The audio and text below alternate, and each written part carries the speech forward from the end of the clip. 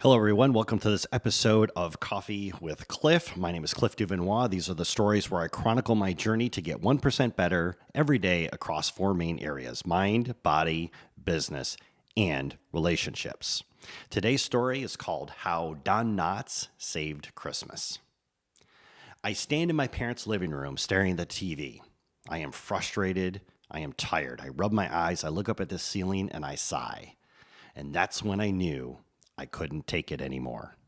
In the past few weeks I've been in Michigan, my parents have consumed a steady diet of old Westerns, whether it be Western movies or Western television shows. Shows like Lawman, Cheyenne, Brett Maverick, Gunsmoke, The Rifleman, The Virginian, and for at least 10 to 12 hours a day, every episode goes in pretty much the same pattern.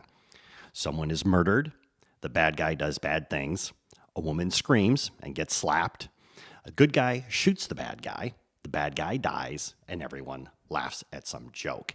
In other words, death, death, death, and more death. Every day, day after day, week after week. And for some reason, Mom didn't want me to watch the Coyote Roadrunner show because it was too violent. So, anyways, on this trip, there's this somber air that seems to permeate every corner of the house. It always feels sad, depressing, somewhat stressful. On Christmas morning, I walk out of the bathroom. My morning grooming ritual is complete. And when I walk into the living room, there it is, blasting on the boob tube. Someone is murdered. The bad guy does bad things. A woman screams, gets slapped. Good guy shoots the bad guy dies, and everyone laughs. I rub my eyes. I look up at the ceiling, and I let out a big sigh. I couldn't take it anymore. So I find the remote and I hold it up in the air like a gladiator holding up a spear after a victory. And I announce, today I take control of the remote. It's Christmas. We do not murder on Christmas. We do not count body bags. Today we will do what most families do. We will laugh and we will have fun. So saith Cliff. And with that, I change the channel.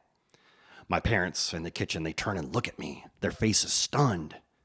And on some channel that I had never even heard of before, there was a marathon of the Andy Griffith Show. And for the next 6 hours, we laughed. I mean, how can you not laugh at Barney Fife? Don Knotts is just too funny. Even my dad laughed out loud, which for those of you that know my dad never laughs out loud. Mom lets out a tee-hee every now and then, so I know she's enjoying it. But for that one day, the air in the house changed. It was light, airy, and fun. People were smiling, laughing, and giggling. The last episode of the marathon, of course, was a Christmas-themed episode, heavily influenced by Charles Dickens' A Christmas Carol. This old man in town, intent on ruining everybody's Christmas, was reporting people for minor infractions to Andy Taylor and insisting that Andy Taylor lock these people up.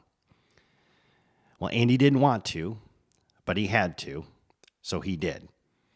And finally, at some point in the show, Andy actually locked the old man up for some minor infraction. And from his cell, he was forced to watch as the other prisoners enjoyed Christmas with their families. Some of the families were very poor, and one little boy made a comment about how few presents he received that year. And his father, who was locked up in jail, reminded the boy that Christmas is about family and being together. Finally, the old man cracked. He decided he wanted to enjoy Christmas as well.